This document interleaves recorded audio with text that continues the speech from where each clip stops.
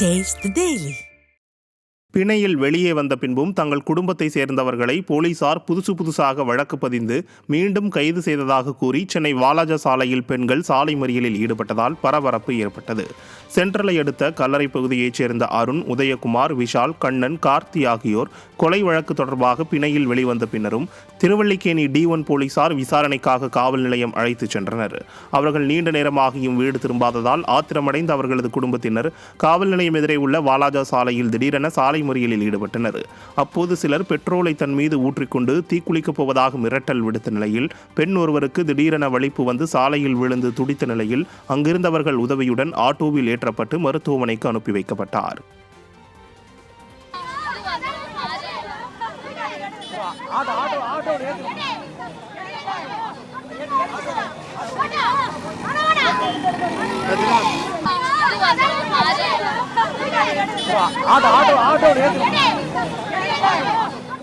ஒரு கொலை case sir, அது முடிஞ்சு வெளியே வந்தாச்சு.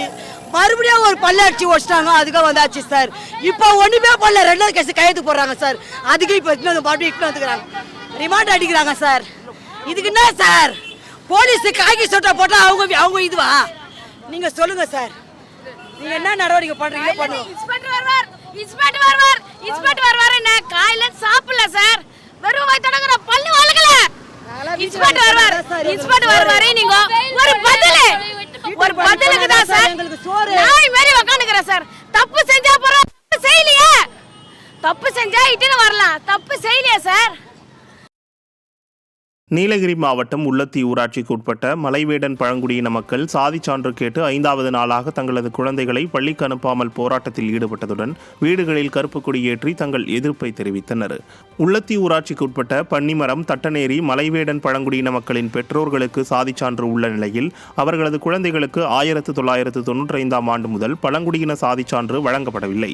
இதனால் தங்கள் பிள்ளைகள் படித்தும் பயனில்லை என கூறி அவர்களை பள்ளிக்கு அனுப்பாமல் பெற்றோர் பள்ளி புறக்கணிப்பு போராட்டத்தில் ஈடுபட்டு வருகின்றனர்.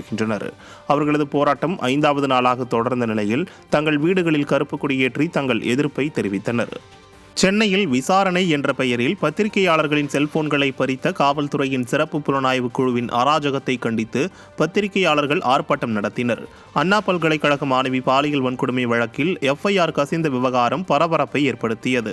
இந்த வழக்கில் விசாரணை என்ற பெயரில் சேப்பாக்கத்தில் உள்ள பத்திரிகையாளர் மன்றத்தில் FIR-ஐ யார் வெளியிட்டது என்பது குறித்து பத்திரிகையாளர்களை மிரட்டும் தொனியிலும் சட்டத்திற்கு விரோதமாக அவர்களது செல்போன்களை பறிக்கும் நடவடிக்கையிலும் காவல்துறையின் சிறப்பு புலனாய்வு குழு ஈடுபட்டது அதிர்ச்சியை ஏற்படுத்தியது. இதையடுத்து போலீசாரை கண்டித்து சேப்பாக்கம் பத்திரிகையாளர் மன்றம் முன்பாக FIR வெளியிட்ட சார் யார் என்ற பதாகைகளுடன் பத்திரிகையாளர்கள் கோஷங்களை எழுப்பி ஆர்ப்பாட்டத்தில் ஈடுபட்டனர். பத்திரிகையாளர்கள் மீதே அராஜகத்தை அரங்கேற்றியதன் மூலம் விடியா திமுக ஆட்சியில் ஜனநாயகம் உள்ளதா என மக்கள் கேள்வி எழுப்புகின்றனர்.